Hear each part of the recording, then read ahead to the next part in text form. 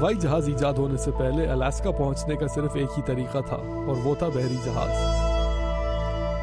पुराने दौर के बहरी कप्तान ये चाहते थे कि अपने जहाज़ों को किसी ऐसी जगह पर एंकर करें जहां से वो अलास्का के किसी किनारे पर नहीं बल्कि बिल्कुल अंदरूनी ज़मीन पर कदम रख सके। जो मुकाम इस हैसियत से मकबूल हुआ वो एंकरेज कहलाता है। पूरे अलास्का की 41% आबादी इसी शहर में रहती है। तकरीबन 2,90,000 लोगों का ये शहर वैसे तो अमेरिका के किसी दूसरे शहर से ज़्यादा मुख्तलिफ मालूम नहीं होता, मगर एक बहुत बड़ा फ़र्क ये है कि यहाँ गर्मियों में सिर्फ 3 घंटे की रात होती है और सर्दियों में 3 घंटे का दिन। ये अलास्का का सबसे बड़ा शहर एंकरेज है। इस वक्त यहाँ पे रात का 11 बजने वाला है और जैसा कि आप देख सकते हैं काफ़ी रोशनी हुई हुई है। शहर की 6% से कम आबादी इनूपियक कबायली हैं जिन्हें दुनिया एस्कीमोस के नाम से जानती है। अलास्का में सड़कों का निज़ाम बहुत वसी नहीं है।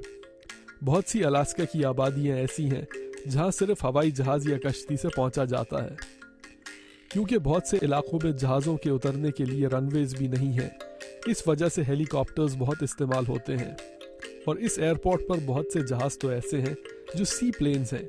इन्हें ज़मीन के बजाय समंदर पर उतारने के लिए मॉडिफाई किया गया है।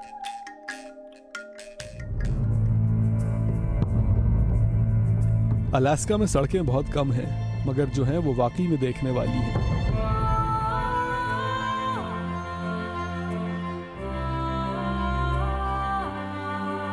ये सड़क अलास्का राउट 1 कहलाती है और दुनिया की खूबसूरत तरीन ड्राइव्स में से एक मानी जाती है। ये एंकरेज को सूवर्ड और विटियर की आबादियों से मिलाती है। मगर विटियर तक पहुंचने के लिए हमने एक पहाड़ के बीच में से गुजरना है। जो टनल हमें विटियर ले जा रही है वो कार और ट्रेन दोनों के गुजरने के लिए बनाई गई थी। इसकी लंबाई तकरीबन 4 किलोमीटर है और ये नॉर्थ अमेरिका की सबसे लंबी टनल है जो कार और ट्रेन दोनों को गुजारने की सलाहियत रखती है।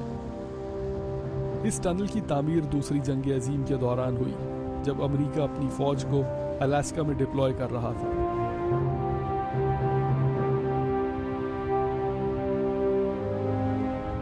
और टनल के दूसरी तरफ वो आबादी शुरू होती है जो विटियर कहलाती है।